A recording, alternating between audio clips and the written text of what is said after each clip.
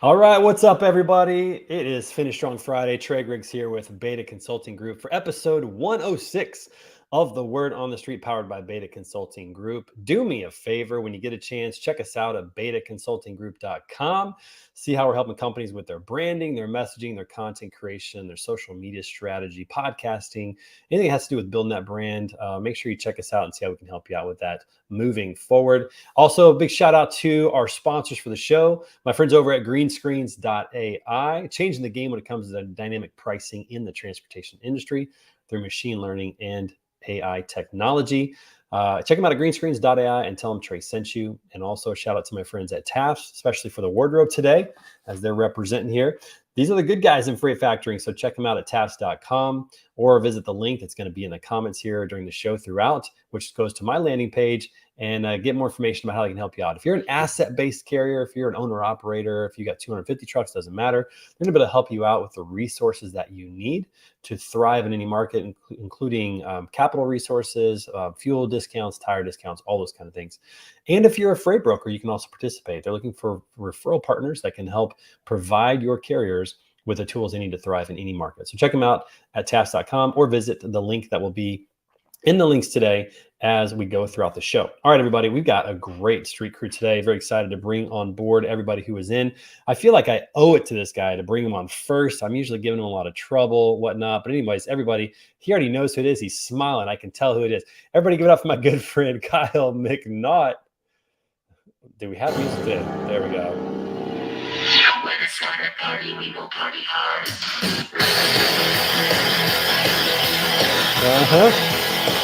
What's up, brother? How are you doing, man? What's going on? Good. You cut that off way too soon, man. Well, I need to link. Killing the party way too right. soon. It's amateur hour here. You know that. I got to lengthen your clip. I know it happens, but that's what you get. Hey, listen, we've got a first-time street crew member on today. I don't know. Should I bring him in now or should I wait a little bit to bring him in? What do you think? Bring him in now? Okay, cool. Bring him in. We don't have walk-up music, so he's just going to have to go with one of the songs that we have on here. So everybody give it up for the one and only. You guys know him as the armchair attorney, my good friend, Matthew Leffler. What's up, brother?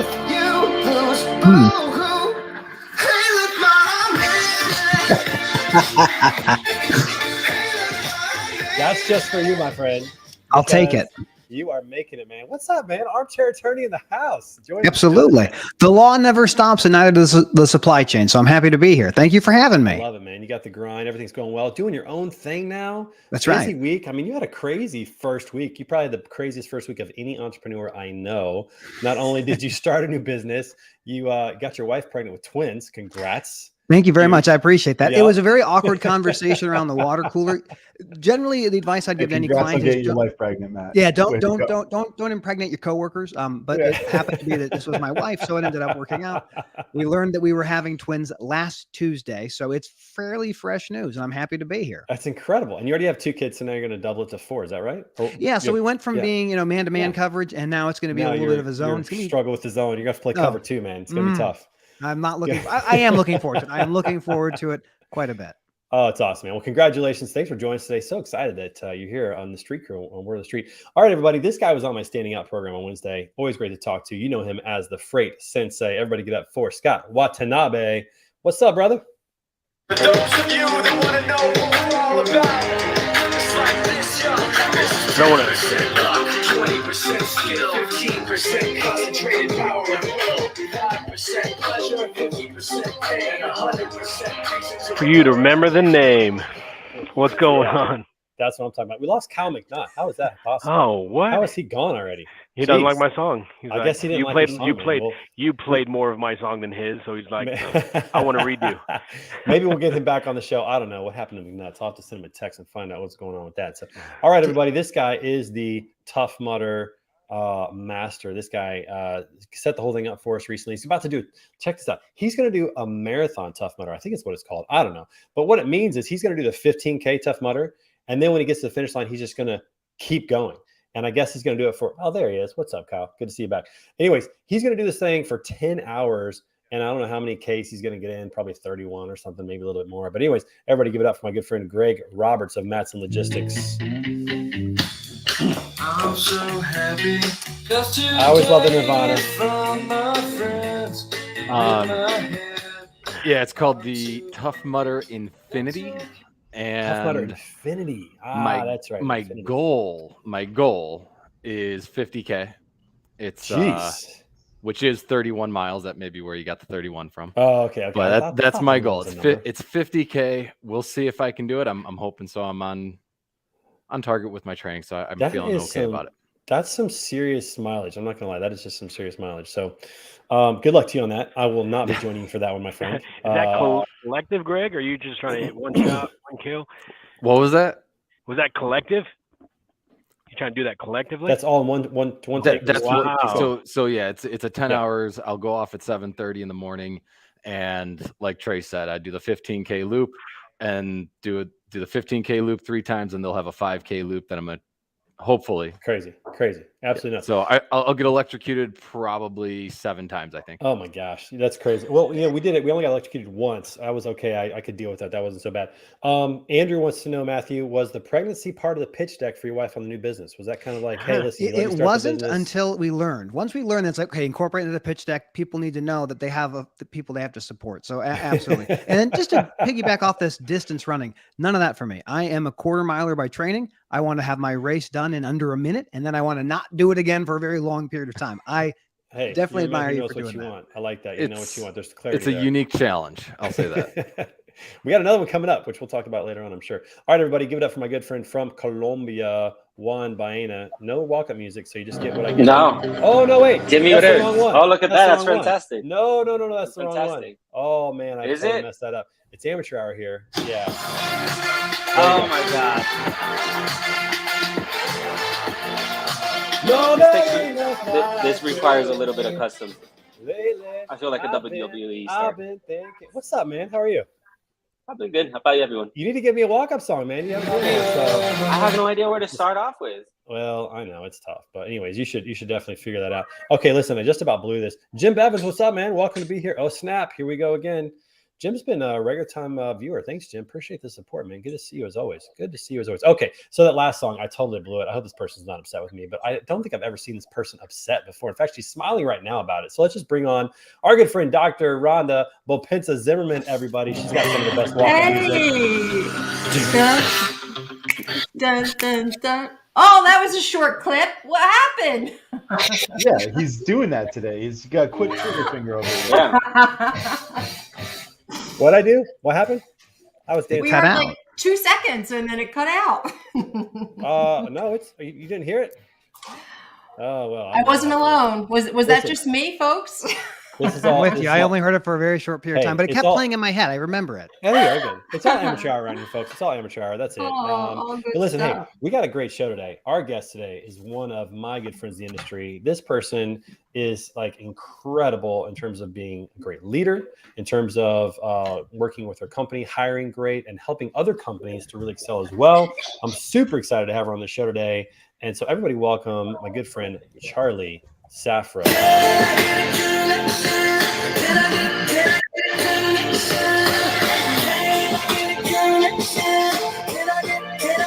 What's up? How are you? Oh, so good to see everyone. Okay, could you guys hear that? Did it last the whole time? Yeah, it lasted long enough. I was going to say, is Kyle jealous that one got played for a longer amount of time? He is. That was 21 seconds. Beautiful. The bigger beard, Trey always is jealous of it. Kyle's is like 12 seconds. It's beautiful and full and everything. Listen, when I first started making the walk-up songs, they were all about 12 seconds. I thought that was the right time. Clearly, it's not the right time. I'll work on it. I'll fix it, but whatever. Funny story about walk-up songs. Last week, I was driving a carpool to a 13-year-old baseball game, and there were 6 kids in my car. They kept shuffling my Bluetooth because they were picking their walk-up songs. And then we get to the field, and there's no speakers. And I was like, so this whole drive here, I was listening to like your rap music and constant changing. And yeah, there were no speakers for walk-up songs. So thanks for taking care of that. Hey, listen, you know what? We try to do our best around here, but it is amateur hour. But we're glad to have you on the show. Glad to talk about the labor market, which just continues to kind of trend in the direction of employees tend to have the leverage right now. It seems like that's kind of where things are. Everybody knows who you are, but just real quick, tell everybody who you are, what you do, where you're from, and why you're so cool. Oh, well, wow. Thank you. Well, it's good to see so many familiar faces here. I'm Charlie Saffro. I am the founder and The president Charlie of Saffro. Charlie Saffro, probably the only girl that you know over the age of 10 whose real name is Charlie. There's a lot of little ones these days, but I'm the founder and president of CS Recruiting. We're a third-party recruiting firm. We specialize in this industry, logistics, transportation, supply chain. So we've got a very laser focus on pretty much any job that connects back to any of those logistics, transportation, or supply chain functions. We're out of Chicago, about 40 people on our team, and we recruit nationwide. So again, glad to be here. Hey, speaking of female Charlies, do you think that Charlie's going to be in the new Top Gun movie coming out? You guys saw this? Call sign? I don't know. That's a good question. I've been called call sign for a good amount of my life by some friends. Have you? Nice. I wonder if anyone besides Tom Cruise is going to be in this movie. Has anybody seen they may know? Like, who else besides Tom Cruise? Is Val Kilmer going to be in this one? I think he is. If you think this movie is just Tom Cruise, I got a spoiler alert for you. There is more people in this movie than just Tom Cruise. No, from the first movie, like repeats. Yeah, that's what I want to know is who Val Kilmer looks horrible now. I hope he's not in it. Have you seen the recent? Guys, I don't like trailers.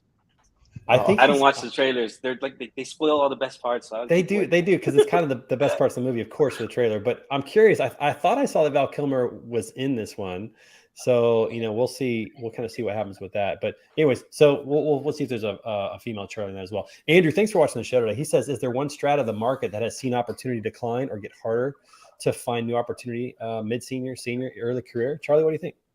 Yeah, I think that correlates with a typical hierarchy at any organization. So if you think of it, on the lower level, there's a lot more entry level independent contributors usually. And then as you kind of climb up that ladder, there become less opportunities. So I'd say those, management and above, management, director, VP, C-suite, those positions are obviously, they're more niche searches. Our clients come to us usually looking for someone with a very specific background and skill set, and there's fewer of them. The good news is that right now we're not filling a lot of vacancies. We're not working on these searches because people are leaving. We're working on searches at management and above levels because companies are growing and creating new layers and new positions. So the good news is we're seeing an influx in those roles, but you also just have to be realistic. There's usually only one CEO per company, and so on. Right. So quick question about that. Do you find that there's any challenges right now? Are people okay with leadership positions being virtual? When they're looking for a leadership position, is that okay to be virtual, or is that going to be still something people want on site? What are you seeing? It depends. I mean, in our industry, there are plenty of jobs that you need to have boots on the ground. If you're in a distribution facility, if you're manufacturing or at a terminal, there's no choice. The good news is there are a lot of people who still do enjoy going to a work environment. The majority of people now that they've had a taste of it, if they're working a desk job and behind a computer, they want to work from home. They should be able to work from home at a very minimum hybrid. So I don't know. I'm a leader of a virtual company and we make it work. It wasn't easy to figure out how to stay connected while we're all at home, but I think we've cracked the code, and I encourage other leaders to think about it. Selfishly, it works great for me and my lifestyle. And we do survey our team. We have a lot of open conversations. And as long as the team is on board, we're going to keep doing it. That's awesome. So we've got some polls today. One of them is about the labor market. I just put it in the private chat for those in the street crew here in the studio. I also put it on YouTube, and it's on my LinkedIn profile page. So if you go to my LinkedIn profile, you'll find a post that has it on there. Why don't you guys go ahead and take that poll real quick, and then we're going to talk about the results in just a minute. Anyone else, though, on the street crew, though, I'd love for you guys to pitch in on this. Who is finding that hiring is still challenging, here in the States, finding workers? Greg, what are you seeing? Yeah, a lot of it comes down to finding the right people and getting in front of the right individuals when you have the right role available. I've met people when we were hiring for, say, a carrier sales role, and they probably weren't the best fit for a carrier sales position. And then I'll also, fast forward 3 months later, we're looking to grow the team and we're looking to grow that carrier sales role. And I wish I could reach out to that person. They've already found something else elsewhere, right? So it's just a lot of it is timing and everything kind of matching up. Curly, how quickly are jobs going right now? Like when somebody gets a candidate, how quickly do they have to jump on that? You're not alone, Greg. That is a theme we are seeing. And I like to position our problems as good problems because the market is doing well. People are hiring. There are lots of opportunities. But the biggest trend that we've seen in 2022, and it's really kind of been crazy the last couple of weeks, is rejected offers and non-starters. So, you know, in our business of contingent recruiting, there are people who take offers, join companies, and they don't last. And we get it, and we know what that fall off normally looks like. What we're seeing now is a higher than ever fall off of candidates that either are declining an offer or accepting an offer and not showing up to work the first day. I've heard that. What's happening, and I mean, when I tell you, for the most part, people inform us and it's a conversation and maybe there's a counter in there. But when I tell you that there are some professionals that make $150,000, $200,000 a year and still don't show up for work on day one, like that's really concerning without any notice, without conversation. That's crazy. Kyle, you got something to say? It's interesting. I like literally was talking to someone yesterday about like they had a friend who literally got a job, was driving to the job, got lost, and just decided she wasn't going to do the job anymore. She like, couldn't find it, so I quit. Now, yeah, that happens, man. Like, I'm not gonna be able to find this place. Yo, that frustration threshold is like this big. Well, her Google, like basically her Google Maps cut out on her. So she's driving with GPS, had no idea where she's going. She's just like, I have no idea where I'm going to go now. So I just this drops down. Like, that's a great idea, though. Maybe we should add like car service chauffeur to our service offering. And if we can get them to do the job, they'll show up. I was wondering how much of it is like the younger generation. Like it's interesting, especially with kind of the way the younger generation's thinking and what they're supposed to do. But you kind of said it's still people with 6K not showing up. Like I thought maybe it's I don't think it's a younger age thing. Maybe it's a 20. Maybe it's the age thing, but it's not like the new generation. My dad's got a story where one day he was sitting around and he was supposed to start a new job with his buddy, and his buddy calls him up and says, "Hey, instead of going there, let's go ride our motorcycles in the country." And so they went. He's like, "All right." And then Trey, embarrassment, maybe. Yeah, Rhonda. Trey, if I wanted to kind of pull off what Charlie had mentioned, we've been surveying our team, and as you know, we merged with Worldwide Express, so we've doubled, almost tripled our capacity in terms of employees, and we're getting ready to move to this new space. So anyway, long story short, like retention has been really important to us and keeping a pulse on what our employees want. So we're looking at maybe 300 people out of almost 3,000 people coming back into the office and kind of working on that hybrid model. So that's kind of what we're seeing in the freight broker space here at Global Trans. Yeah, that's interesting. Andrew, I agree with you, man. Can't imagine not showing up. Like, I wonder if it's embarrassment. Like maybe something does happen, but they're just so embarrassed they leave. Or Charlie, do you think it's like they have a better offer and they just don't want to, like, they don't like conflict, or they weren't serious about the job anyways? Like, what's your take on that? It's so odd. And usually we never find out. That's the hard thing, is like we build such a bond with these candidates and work through the process with them. And then something like this happens and we can't get a hold of them. So I'd like to say it's cold feet. This has happened over the years at a very, very low volume. And usually it's just cold feet or, you know, a car accident that actually didn't happen. But what we're seeing now is there's a reason for it. And the reason is there's a better opportunity. And that opportunity either is an offer with another company that they've been holding, or it came in, you know, after they accepted their last offer, or it's a counter offer to go back to their company. And that's what it usually is right now, is people are accepting an offer and then either declining it. And I like to say, like, I'd rather have a breakup than a divorce. You know, if you start, that's when things are real. So I guess more power to them for knowing if it's not going to be a fit early on, but it's still disappointing. Yeah. Matthew, you have something you want to say? You know, we live right now. We are living in a very unique moment in history. So it was always possible to work remotely over the last decade or so, but no one was ever forced to do that. And with COVID, we were all forced to adjust to working remotely. And now there are companies that are saying, "Hey, I want you back in the office. We have real estate. We want to have FaceTime."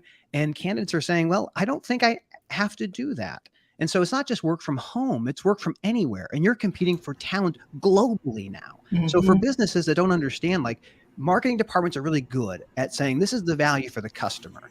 Marketing departments need to improve on saying this is the value for being an employee of this company. And that, I think, is one of these big challenges, is retention. It is so easy to find a new position today with low unemployment and the mobility that people have with the technology that we have. It's absolutely incredible. And if I could piggyback off what you mentioned, we just attended Phoenix Business Journal review panel, and they were talking about how important it also is to retention about supporting employee well-being, whatever that looks like in the workplace. And that's something that, as a director of fitness and wellness in my position, like we really do double down on our efforts to make our help our team feel supported in the workplace, because when they feel supported, they're not thinking about the great resignation and what's next. Exactly. I think wellness in the workplace is another key variable to consider. And in our space, I don't know, Trey, and maybe the rest of you can kind of speak to this, I don't see a lot of workplace wellness promotion and a real investment into employees' well-being, whether it's through healthcare benefits, PTO, or whatever support services there are, and having those conversations in the workplace. Yeah, I think that it put a lot of employers on notice about how they're treating their employees. What benefits are they offering, or what culture and identity are they creating? Do the people really feel like they're cared for?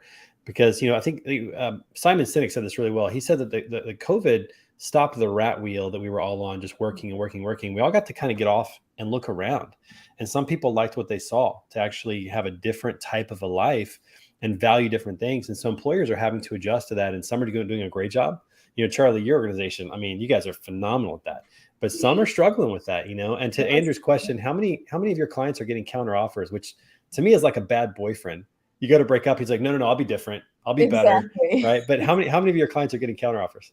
I mean, I would say the percentage of candidates that are either rejecting an offer or accepting an offer and not showing up has doubled in the last 2 months from what we've seen in historical years. So I can't put like a number on it, but it's going up, and that's not good. I mean, it's good for the markets, but it's not good for morale and ethics. And I think just to touch on what you guys were talking about with the remote world and employee well-being, it's a cycle. And I think that COVID allowed and forced everyone to work at home. We all got a taste of it for some period of time, and call it entitlement or whatever you want. But now candidates, as they realize that other companies are allowing their employees to go remote, they're forming this idea like, does my company not trust me? And if they don't believe that I'm going to be productive, that I can have this flexibility, maybe sometimes it's not as much as I don't want to commute and go work in a cube in an office, as I don't want to work for a company that doesn't trust me, and I feel not trusted because I need to report somewhere to be seen every day. So, I mean, there's different perceptions, but that's part of it too. It's a huge part of it. Kyle, what are you gonna say? How much does money play a factor? I mean, with gas prices hitting over $4 and like things like that, especially with the 2 months, that was a little red flag to me. It just, are people not accepting because they're like, I need to make more. I can't accept this offer because literally living is becoming hard. Right. Eggs are twice as much as they were 3 months ago and all that. Yeah, man. And I love my eggs, right? I mean, we used to have them. Yeah, I mean, I'd say compensation it's why we work. I mean, anyone you ask, if they don't say compensation is one of the 3 reasons they work, then they're fooling us all. Like live, laugh, love. Exactly. Right. So that is a factor, but I would say it's becoming a little lower on the priority scale in terms of what is going to make me move. And I'd say there are more candidates coming to us now saying, I'll make a lateral move. I'll take the same base salary. I want to be in a better culture. I want to work from home. I want to, be inspired by my leadership team. I want to be cared for as an employee. And that's where, compensation is just becoming, no one's taking a step down if they can help it, but people are more open to a lateral comp move. Yeah. And I like what Kaylee asked. Go ahead, Kyle. Or are you finding that they're a little unrealistic too, like what they want when it comes to culture and stuff like that? I mean, everyone sees the big Fortune 100s and what they're doing. And I watched the TikTok of join me on my first day back on Nike campus, and they're walking through LeBron Hall and Tiger Woods Memorial, and they're showing all this stuff, and it's like a whole food truck. I'm like, do you work? But how much of that is you're seeing what isn't realistic. What like small to mid-sized companies really can't do when it comes to culture. And you're like, well, I want that. And you're like, you can't do that. That doesn't make sense. It doesn't. And then when you look at employees who are returning to a cubicle to Zoom all day with their colleagues, like that's what just does not make sense to me. Or like, I'm going to drive 45 minutes to sit in a cubicle isolated all day. Like, why did I even come here? So again, it's a trust issue there. Yeah, and I like what Kaylee had to say about, hybrid's the way to go. She'd maintain her work ethic. I was just up at the IFA conference in Boston up with Kyle. I got a chance to go to an Irish pub, which was fun. But I was up at the IFA conference, and we're talking about, you got to look at it from the perspective of the employee. Like, would I rather get up early, miss seeing my entire family in the morning, sit in 45-minute traffic to work, and then have to deal with water cooler conversations or Zooming all day, and then drive home, be late for dinner or late for a sporting event, those types of things? Or would I rather wake up and be able to relax, have coffee, read some articles, or spend some time with the family, have breakfast, maybe see my kids off to school, to the bus stop, maybe go for a walk during the day, be more productive because nobody's interrupting my day, and then be able to make it home for dinner every night or never be late for a kid's game? Like, which would you prefer? And I think the majority of people, not all, but a majority would say, this is a better life. This is a better life to be able to have these things that before you just didn't even think were possible because everybody just went to work. And now that they're possible, I think people are saying, wait a minute, this is more important to me. Like, I still need to make a living, but it's kind of nice to drop my kids off at school. I agree with that. I look at it and look at COVID as like the great accelerator. These trends and forces that were happening with employment were already happening before COVID, but it forced that issue. I come from a background of maintenance. I had a company with over 100 mechanics, and it's all about preventative maintenance and running a fleet. Same with your employees, like instituting things like stay interviews once a quarter. I mean, with your own customers, you have quarterly business reviews. With your teammates, you want to have stay interviews because it's easier to find someone who's already on your team and keep them motivated within your organization than to wait for them to say, hey, I'm going to put my 2 weeks notice in. The game right now is about retention. You can find new candidates, but retaining what you already have is critical. And I think most organizations don't understand the cost of replacing and training new employees. I don't think they think about that as a real cost, even though it is a very real cost. I mean, wouldn't you rather pay a high performer just a little bit more or give them a little more time off if that's what they're looking for or something than have to start the process over again and lose a high performer? I think you're absolutely right, Matthew. Retention is really part of it. It's funny what Andrew says. He's likely seeing his boss more now on Zoom than he was when he was actually in the office. So, it's just interesting how the whole thing's kind of playing itself out, but pretty fascinating. Okay, we've got a poll real quick. Go ahead, Charlie. Note on retention, I just want to make this comment that, it is all about retention from a cost standpoint. Take care of the people that you have that know your business, that are already, validated as producers. But it's also this notion of you can't recruit if you don't retain. And, A players recruit A players, and a culture is developed by your people. So if you don't have loyal, long-standing employees, you're not going to have a culture. So you need these people to be retained so you have a culture to show off. And then you can show off that culture and, engage people, lure them in because they want to work at that company that they see and their perception is real. It's what you're putting out there. Yeah, 100%. And Jim makes a good point. Not everybody wants to work remote. He loves being in the office. Several people do. This is where employers have to know each individual's like the best situation for them and try to put them in that situation, get them in the right seat. And if they want to be in an office and they're more productive that way, cool. And if they want to be at home, try to make that work. It's a challenge, no doubt. And it's going to be a challenge probably for the next 2 or 3 years to kind of get it right, to figure it out. But it's really interesting right now, kind of where we sit on that. Okay, we got a quick poll. We're going to go over some of the results in the poll today. And Kyle's not here to make fun of me, but look, I actually got it working. So we're going to go through this. Poll or quiz? Well, this one's kind of a quiz. That's true. Like a quiz to me. It's more of a quiz than a poll. That's true. Okay, so we'll see what you guys know about the current labor market. So question number 1, what percentage of companies are fully remote as of March 2022? What do you guys think? It's got to be 7%.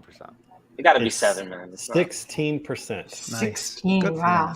16% of companies, 1 out of every 6, are fully remote, which is pretty impressive. I wasn't sure if it was going to be, that there's just a lot of companies I think that realize, gosh, my people were productive and I don't want to pay for an office or deal with that anymore. I know for myself, I don't care where my people work. And I think that employers are going to start, instead of trading, like purchasing someone's time, they're going to be purchasing somebody's productivity. And in that regard, do you really care where it happens? And so a lot of companies are like, I'm not going to go back to that. Trey. Yeah. I didn't want to tip in before because like Obviously, the U.S. market versus the Colombian market is completely different. But we are having a very positive response to working hybrid and coming to the office at least once a week. And we just did like a satisfaction survey last week where it was surprising because our fear 6 months ago was that implementing the hybrid was actually going to kick people out, out the door. And that's not necessarily the case. Some of them are asking, I want to be in the office more time than when I want to be in the house with my family. In some cases, young people that still live with their mothers and fathers, of course, they want to be outside more. But it's been a surprising statistic. We honestly thought that the satisfaction survey would be a shit show. Sorry for the wording. But it has been very positive for us on this sense, to the point where we're opening more smaller offices around the city. So the one complaint that we get is like, oh, the commute's too long to the current office. Eliminated by creating little, cells of offices around the city, which makes it easier for them to get to a place where they can disconnect from whatever is going on in their family and actually connect to work.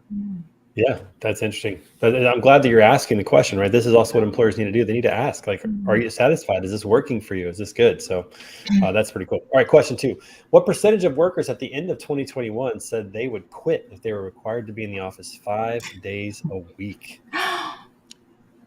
Gotta go the biggest 55%. 55, So here's the question, though, and this is where I put 24%, but reading it now, what percentage said they would quit, or what percentage would actually quit? Yeah, those are two different things, right? That's the way I read it as well. Those are two different things. But the results for people who said they would quit was 55%. Now that seems really, really high, but it does give you an idea of what people want. So they might not have the courage to actually quit, but it does tell you that they want to at least have some flexibility. Maybe 3 days a week, 2 days a week, but not 5 days a week. And I mean, think about it. On a Friday afternoon, do you really want to sit in an hour of traffic or 45 minutes of traffic after a long week? I don't know many people that do. Maybe some, but yeah, not too many people. Scott, happy hour before going home. That's how I catch up on all my standing up podcasts. One, that's true. But one, that's what keeps us young, boys. Wednesday was fantastic. That's what you do when you don't have like kids at home, because I'm telling you, like it's exhausting to get home and be exhausted after traffic and then be on as a parent, right? It'd be nice to have a little more flexibility in that. At least I think so. But anyways, Anyways, okay. Question 3: what percentage of companies don't allow remote work? What percentage don't allow remote work? I'd go the smallest, 36. Close, 44%. That's kind of. I went for the more drastic 52. I went 48. I think it depends on what you're looking at as far as the companies that do and don't allow it. Like, you can't have a dock worker working remotely. Right. Like certain positions, I think. Not yet. Not yet. Yeah, when those get automated. Yeah. Charlie, True. I'm curious, do you have insight? Because you referenced this earlier. There are just some positions where you have to go to the office. That's not really an option at all. We can all kind of visualize that, but the numbers, I'm wondering how that relates to whether or not that's even an option, because that's going to impact whatever the data is showing. Yeah, I mean, I think that I'd say 20% of the candidates we talk to adamantly want to go into an office, and we respect that. And some of them, because that's their trade. Like, I am a warehouse manager. I don't even know what I would do at home. I don't even sit on a computer all day. I like to be there facilitating. There's also a lot of people, and this was more during the pandemic, but they were like, get me out of my house, away from my wife and kids.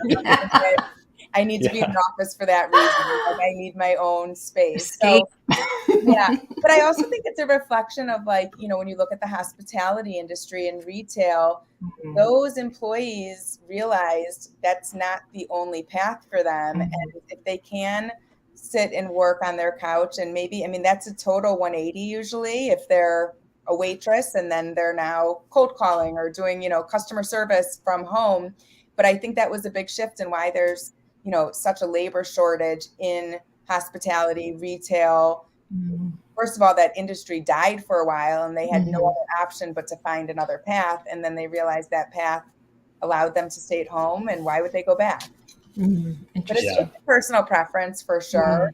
But I think what, I forget who said it before, Kaylee said, it's got to be the employee's option. That's where they're going to be most productive.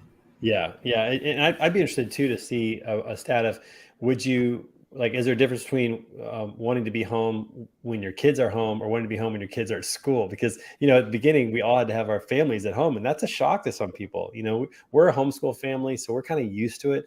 And when everything happened, our life didn't change that much, but our neighbors, we saw that kind of tension, that struggle between how do I teach like our next door neighbor's a middle school history teacher. How does she teach her 6 classes and have her kids right there trying, they're trying to learn as well. And the dad's home and they're used to never being home together. They two income family, they go to school. Like that's a shock to the system. So I'm curious, I'll be curious to know the difference, if there's a difference in desire based upon the home situation as well. If you get the house to yourself, is that more desirable? Is it less desirable if you're an extrovert? Like it's come miserable, the summer right? in the office 5 days a week, maybe a couple weekend days, got to come in, check something. Nice. Yeah, we've second and third shift now too, Greg. Yeah. We got to change in our situation next year. My wife just got a job. She's going to be the principal, the middle school and high school principal at a Christian school attached to our church next year, which is first time she's had a full-time job in 14 years. So that's a huge change for her. And I'm so excited for her. That's a great mix of ministry and education for her. We're going to send our daughters to the school as well. So we're going to go from all of us being here all day next year to just me. And I'm the extrovert. So if I'm struggling next year around September, you guys are going to know why. Oh boy. I'm home alone and it's brutal. So we'll see. I may be going to lunch quite a bit or something. I don't know. I got to figure it out, but we'll see again how that works. All right. Last question 4. What percentage of remote workers say they're more productive when working from home? This one was an interesting one to me. What do you guys think? I go 92%. You would think, Matt. You would Well, think. the data's been out that people are more productive from home. So maybe they just don't realize. This is what And people again, it's say what about people themselves. say. So I think you are at 92%. Oh yeah, I'm going to say I'm more. Yeah, it's actually there's a big difference. To your dismay, everyone, it's actually 77%. There's 23% people that say that they're not more productive. Maybe they're the same or maybe a little less productive, but it's not everybody. But yeah, it was 77%. So 3 out of every 4, I think they're more productive working home. I think that for the people who really want to work and who like their jobs, especially if they're an introvert, but even so, I think they realize they can get more done in a shorter amount of time. And like Kaylee said, giving them that option, like if you knew that you could get your work done by 3:00 and have a little extra time, would you work harder? I think the majority of people probably would, especially without distractions. So happier workers are more productive. Less stressed out workers are more productive. And if you're at home, you're avoiding the traffic, you're avoiding the cost of fuel, and you're not as stressed probably. So I think that makes a lot of sense. Yep, absolutely. More productive or just working more hours? That's the next question, Andrew. You're stealing my thunder here. The next question. Oh, he's dropping the bombs there. The last question is this: what is the biggest challenge associated with remote work? Is it unplugging after work? Is it loneliness or communication and collaboration challenges? What do you guys think? This poll has been very, very well balanced. The it was actually I'd say communication, calibration or collaboration. Collaboration. This is why in my world, because I'm as the trainer of folks. When we went home, I had to figure out a whole new training method because it was exactly like this. How am I going to train this guy here, this person up here, how to be effective over the phone if I can't hear them right next to me? Like right now, I'm in a trance. I'm on the phone with these guys right now, literally answering questions while I'm doing this. So, but I felt when training, it was one of the hardest things. It extended everybody's training at least a month and a half. That shows less productivity. And then we kind of we reduced the time on hiring because we didn't know what was going on. So that's where Jay Bivens kind of helped me out on there too. So, but that the collaboration has to be in my area, has to be a must. I can't have someone work from home if I'm training them. Yeah, it's much more difficult, right? Like Well, I can elaborate on that too a little bit. It's the instant messenger and things like that. They're directed communication. So if I want to say something to Scott, I can send him an instant message and it's just fine, no problem. But then, I've heard it called like the broker's ear, so to speak. If I'm instant messaging Scott, there's no chance that Trey can overhear that. But if I'm yelling across the floor, then Trey might overhear that. And he's like, hold on a second. I'm actually working. I got that load already covered, whatever it is. That communication. So many training points. If I'm telling, especially on a sales room, I'm telling this guy, hey, this is Yeah. the best way or a better way to we could have talked to this prospect or this carrier, whether negotiation. I got Wayne here listening, I got Marcus here listening, and I got Bronson here and Gundy here listening. I got them all listening to the same thing. I'm not repeating myself over and over again, and they're all just sponges. I got a good crew this time. Give them all a shout out. They're all happy This They're time. It is interesting. Yeah, Charlie, go ahead. I don't want to turn it into a debate, but I will say, I mean, we've hired 15 employees completely remote. They're all still with us, and we've trained them because we figured it out. So different business, I get it, but we were in an office all together for 10 years. It was new to us too. Took a lot of work, but I'd say our training program is stronger than ever now. So here's what's crazy, Scott, That's too. fair So point. so Lean has brought on 5,500 people down in Colombia since the start of the pandemic, almost all trained virtually. Crazy. That's I ain't gonna lie. We have 25, 30 lean reps that we've trained virtually. Yeah. And So they're doing well. They are doing it's just well. different, right? It's just different. You're It's not different. rubbing shoulders. You're not. Yeah, there's not that. Like yeah, Charlie it's said, just like Charlie said, it is. But we tapped in. We got into that technology of whispering and tapping into their phone lines and getting directly in there. So yeah, it made it work. Like Charlie said, yes. I think it's also kind of going back to that question. It's about the same kind of thing, like getting a pulse on your team. Like, what's the best way to communicate? What's their learning style and what type of environment well suits them? Because some of us, while we like that, a lot of the stimulus in the workspace, some of us just focus more productively when we're in an intimate space where we're having less connections that requires less energy. So we're able to focus. So it's just knowing your team and knowing how best they work to our collective success is really important, and keeping a pulse on that and surveying them. And again, providing the resources they need to overcome any obstacles, whether it's, hybrid model or working remotely or coming back into the workspace again. Yeah, and I think at the end of the day, it always comes back to: are you taking care of your people? Do you have a pulse on what they want? Are you, providing them the tools that they need? Are you sufficiently training them to be successful? What's your onboarding process? So even if it's virtual or whether it's in person, those things are still critical, and leadership still matters. In fact, probably more than ever, leadership really matters in how things are working right now. So yeah, it's very fascinating. Not to discount, I mean, we are a virtual organization, but if you want to think about it this way, we took our rent money and we now invest it in getting to know our people as humans beyond so their awesome. title. And so, that's really how we justified it with, mandatory quarterly events. We do monthly optional potlucks, happy hours, and then we trip to Mexico in February. And I cannot. Who wants to work for Charlie now? Who wants to? We're hiring in Chicago, but no, 4 days on a beach in Mexico to not talk business and not even have your laptops and to just build relationships and bonds and friendships. Yesterday, I was on 2 different Zoom calls with my team, and at different points, they turn their camera around and I see other team members on their couch in their kitchen. That was their own. If they're lonely, and that is our strategy. Is we are remote, but we still hire in Chicago so we can get together easily. But there's nothing that makes me happier to see them taking the initiative to be like, we're lonely, so come to my house and we'll work here. And next week we'll do your house, and the week after, so that kind of stuff happens the more you get to know them as individuals. And when you're in an office, there's just not a lot of time for that. There's water cooler talk or lunch. Yeah. Well, what's really cool about that is that you've got kind of the hybrid where you're hiring in Chicago, but in a city like Chicago where the commute could be an hour, it could be 45 minutes, depending on where you live. This gives a little bit of that kind of that hybrid approach that you still get the personal connection, and you are intentional about that, which is cool.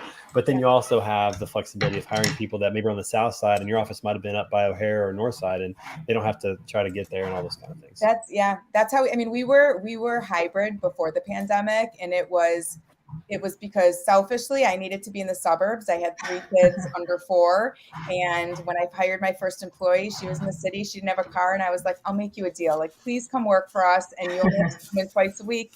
She's still with us today, 10 years later. And we've modeled our whole structure around that and not making people commute. It was twice a week in the office prior to the pandemic. So that was and it was out of desperation, really. Like, that was the only way we could get people to work for us in a suburb of Chicago. Yeah. Well, it's a really wise strategy, and of course, I'm not surprised that you're doing it. It just seems like you seem to figure these things out faster than the rest of us. So kudos to you on that. So with the the work from home and remote work and hybrid, all those kind of things. One thing that I think that has increased in value as of late is trade shows. I've been to a few trade shows recently. Charlie, got to see you in San Diego at TIA. I was just at Freightwaves this last week down in Rogers, Arkansas. And I feel like that the mood is that we value the trade shows more now than we probably have in the past because of that personal connection of getting together. It's kind of like when you have your quarterly events, they're a bigger hitter now than they would be otherwise because of that. And so we got a quick poll about trade shows. And I don't know if you guys have noticed or not, but Freightwaves raised the price of the upcoming F3 conference. Has anybody looked to register for that yet? Go on. I don't know if it's a typo or not. Greg. I'm pretty sure we have a credit with them because we were supposed to attend 2021. I hope they're giving you pricing before, so your credit goes further. Credit for the show, not cost of the show. Right. Yeah. So if you go on to Freightwaves right now to go to F3 right now to buy a ticket is $3,500. Wow. I don't want to say how much we paid for 2020, but I think we a lot less. Which one? Is that a typo? Freightwaves F3 in Chattanooga in November. Is that a typo? Well, I think you can get they have until the end of May. They've got special sale pricing or whatever. So it's about $2,400. Man, that's local too. That's their home, Chattanooga. So it's not like they're flying all their crew anywhere. Right, exactly. So they're looking to cash in on this one, I guess, is what they're going. Anyways, let's talk a little about trade shows. We got a couple responses here. So what is your perspective of trade shows, conferences, post-pandemic? It looks like it's moving in the direction that they're either of equal value or more value than before. I think that's true. Mm-hmm. Question 2: how much would you pay for an individual ticket to the best trade show in your opinion? So the very best one, whether you think it's TIA, Freightwaves, whatever, Manifest, CSCMP, whatever. No one's paying more than $2,500. So yeah. I just wonder if that price is going to come down. This is a small sample size, but that is steep. Well, and I'll say this: I was at 2,500 just because I am going to F3 this November. So they better have Kev Ramsey there, man. Man, I don't know what's going to happen. Well, but, I mean, speaking of trade shows, Tyler Robertson over at Diesel Laptops is having a trade show, a virtual one next week, and it's free to attend. So the point of these trade shows, more than anything, is to learn about the industry and connect with people that are in your sphere within the business you operate. And so there is a value for these in-person events that are expensive and have all these things, but these virtual ones are starting to cut some ground, and that makes it interesting. So there's less barriers to enter and that kind of stuff. Do you know who has the best virtual conference out there that I've been to? StreamYard. Their virtual conference for their users was amazing, and it makes sense because they are into production and they're using their own tool. But it was one of the best ones I've ever had. They had they did a music entry. All the team members that could sing, they did a mashup song and just all kinds of really cool production stuff. But if you do it right, they can be entertaining. They can be good. They can be enjoyable. But the in-person events are valuable just so you can go to dinner, you can talk. But $3,500, I wouldn't pay that much for a family vacation. All right, I'm just saying, that's, they can entertain my kids down there as well. I mean, I don't know. That's pretty crazy. So it's unfortunate because usually, you want to send teams, you want to send peers, and when they raise the prices, you're just limiting the number of people that can go. Exactly. That's exactly right. Plus, because you got all the other expenses too. You got airfare into Chattanooga, which you're probably going to fly into Atlanta and drive, or if you fly into Chattanooga. We make our people share a twin bed in a hotel, so we save it. And I'm just kidding. Put 4 people in a twin bed. That's what you do, right? I was getting cringe real fast. Who doesn't want to go work for Charlie? Question 3: what is the ideal length of a trade show or a conference? Somewhere is in the 2 to 3 days. I feel like 2 days. I think it has to be a really good show, with really great content, to be 3 days. I think you can get most things done in 2 days. You're usually flying in the day early. You might fly out the day later. So you're already kind of 4 days in with travel. Adding that 4th day onto a conference or whatever, it just makes it a whole week. That makes it pretty difficult. I know TIA is usually 3 to 4 days, and that's a long week. That's a long 2 days week. is enough, man. Everybody by the 3rd day is coming in their Bermudas, Yeah. you know, beanie bags, The just like the flip-flops. herd is thinning out as you go along. It's like There's no first doubt. day everybody's suited up, tailored and everything. Second day everybody's Yeah. like they look like a high school student. Third day everybody's just like pajamas. I like 2 days with a golf tournament the day before for those that want to come in early. To me, that's ideal. Come in, play golf, and then the conference starts, and it's 2 days, and you're in and out. You get some good content. You meet with people. How often can you walk past people in exhibit hall? Oh, hey, good to see you again. Oh, you again. Okay. Like, I think 2 days is good. Anyways. Some of the trade shows, like the American Trucking Association with the Technology Maintenance Council, there are workshops where you get to learn about the state of the art and the technologies that are changing the maintenance. So the trade show that offers some sort of continuing education is really useful. And on the Freightwave side, I wonder how much a booth costs. If it's $3,500 to go to attend, oh my goodness. Charlie, let us know. Let us know whenever you talk to them what their pricing is for credits. It's pretty crazy. We'll let you know. We'll find out what happens. Okay, 50 grand for a big one. Question. I don't even want to know. Question 4. What are some must-dos at a trade show conference? I have to admit here, in the past, I have just been really kind of focused on the trade show. I almost feel like kind of guilty, like not just being a part of the trade show in some ways. But I saw my friend Brent Orsuga, who toured Rogers, Arkansas, and I was a bit jealous because I didn't go to JB Hunt. I didn't go to the Walmart headquarters. I didn't see some of these things that are kind of make that city really special. And I was kind of jealous. So kudos to Brent for doing that. But okay, so the question is sightseeing, enjoy local cuisine, hit the bar, play golf. Looks like they're all equal. I think the most important thing is that I'm learning is there's more to a trade show than just the event. You can actually take away more to it than just participating 100% in the event. So I'm thinking I'm going to do some more sightseeing whenever I go to trade shows from now on and try to enjoy the city a little bit more than just being at the event. So that's what I got out of it. I don't know. Anyone else? No. I got back from San Diego, and my kids wanted to know like what the city looked like and what I did there. I showed them the one picture I took from my hotel balcony. Like, this is what I saw, and then everything else was either my hotel room or the conference center. So it's you just get stuck there. Yeah, totally, dude. Totally. So I don't know. We'll see about that. Last question. Does the recent hike in airline prices, which has been significant, pretty dramatic, does that impact your decision to attend events in the next 6 to 12 months? Overwhelmingly, the answer is yes. I mean, it's just an additional cost, right? It's like, do I really want to send 5 people there? Maybe I'm just going to send 3 now, or maybe I'm not going to, attend. What happened with those $50 bear fees that Spirit had? Oh, well, you get on 50 that way, 50 this good. Great. Yeah, but that's if you don't want to wear shoes on the plane. Like, if you want to put your shoes on, they're going to charge you more and some other stuff. Like, I mean, it's like, you're not spending $50, especially if you're bringing a bag. You need a backpack. That's not gonna. A backpack with 3 extra shirts. That's all you need. That's definitely not gonna happen. But I don't know. Anyways, all right, everybody. So listen, we're at 53 minutes. I got some special things to share today. So let's see if I can pull it off. I'm not going to. I'm not even gonna just hope. Don't tell Kyle about any of this. But let's see if I can pull this off. So I want to hold on. Oh, hold on. I'm not ready yet. See that, Charlie, this is where it happens. This is the in-studio production that just kind of goes haywire sometimes. All right. You're on such a good roll. I was on a good roll, man. That was awesome. Okay, we're getting it back. We're getting it back, people. Here we go. So we got This Week in Pictures. Let me go ahead and pull this up. I'm just going to trust that it's going to work with no problems whatsoever. Here we go. And let's see. Did he pull it off? Oh my gosh. Everybody, it happened. We got it. First time. Okay. All right, so This Week in Pictures. Charlie, what we do every week is we talk about some things that happened over the last week, some news things and some just fun things, and we always start with my family because it's my show.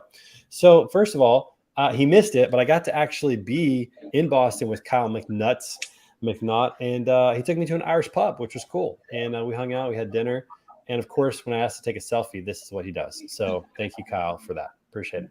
We went on a duck tour, and everybody, listen, I got to tell you the story. They let this 3-year-old in the back come up and drive the duck, like really cool people in Boston, really fun duck tour in the water. And then, of course, they say, anybody else want to drive? And I had to say yes. It was a chance to drive a duck. So I got to drive a duck. So that was fun. Got to do that. My daughter had her musical. So you can see her up on stage. She's right here. This is Naomi. She's my performer. Gets it from her mom, of course, not me. So that's her. And then here she is right here singing. And then she's in the back here. Like, she's just in her world when she's dancing. So we had a really fun time checking out her recital. She got 2 bouquets of flowers, and she was pretty pumped up about that, which was a good time.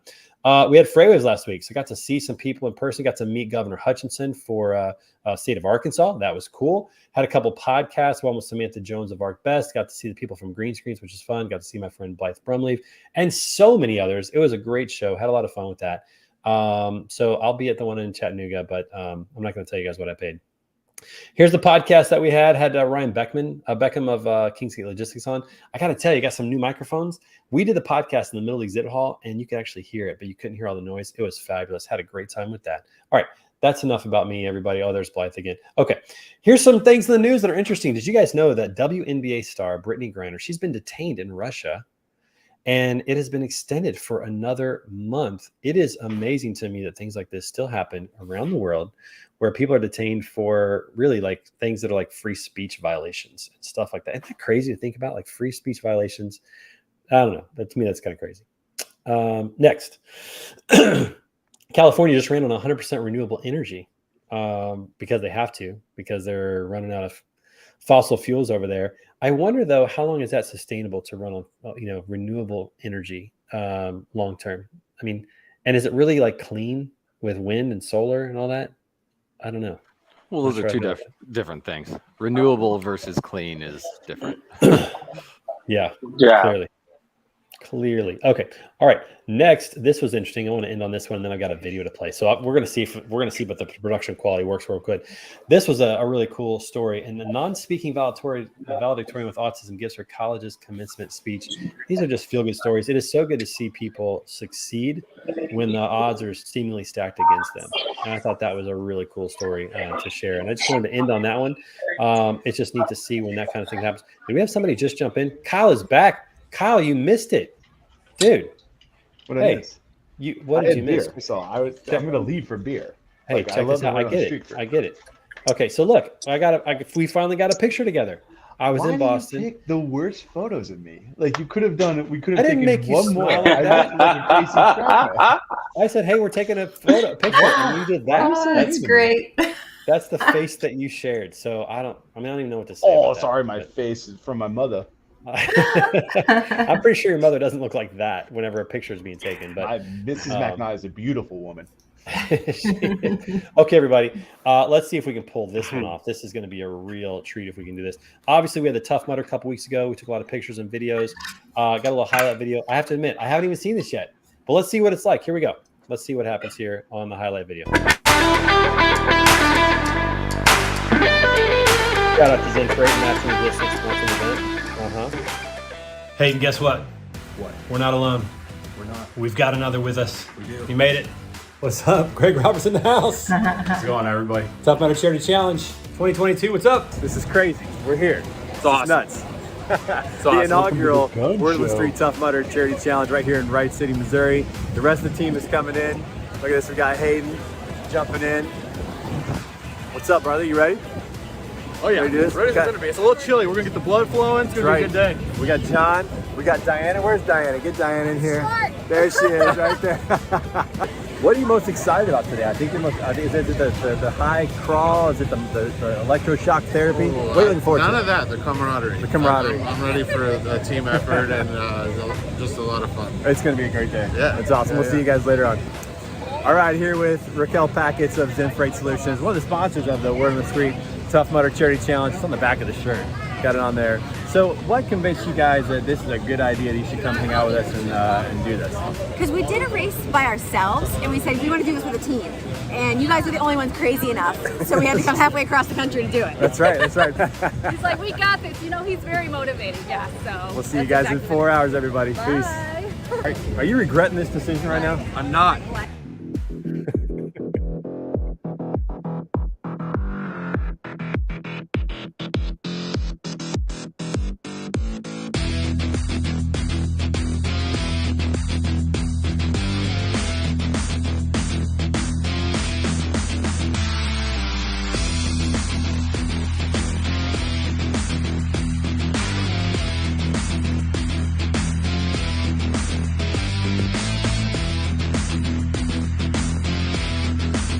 I was moving really slow at this point.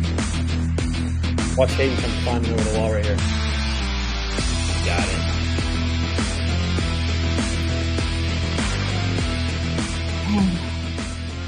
Here we go. We finished. I can't believe it. How y'all feel? Fantastic. Victorious. You know when Rocky makes his ready to take on the world. What was that? World domination. Ready for world domination. There you go. Hey, we're doing it again next year, so if you didn't make it this year, make sure you come back to the World on the Street Tough Mudder Charity Challenge. We love you guys. We'll see you. Good stuff. Aren't you missing a couple people in this photo? We are missing a couple people. So John and Diana finished a little behind us, but they did finish, and we were already cleaning up, and so we didn't get the group picture at the end. We were all a little giddy at the end, but it was a lot of fun. So Hayden's signed us up for another one. We're doing another one in Dallas, October 29. So if you want to come participate, this is going to be the Iron Minds Tough Mudder Charity Challenge, since it's part of our podcast on Monday mornings at 6 a.m. And we're going to be raising money for ALS, so it's going to be exciting. Matthew, thanks for being here, brother. Appreciate it. Good luck to you with your armchair attorney. Charlie Saffro, thanks for joining us today. Thanks Such a for pleasure having you on The Word on the Street. And everybody else out there, make sure you come back next week for episode 107. We got my friend Eric Weedle of Doc 411 is going to be on. And thanks to our sponsors, Green Screens and TAS, for today's show. Everybody have a killer weekend. We will see you guys Good to on see the y'all. flip flop. See y'all. Everyone. Bye. Peace.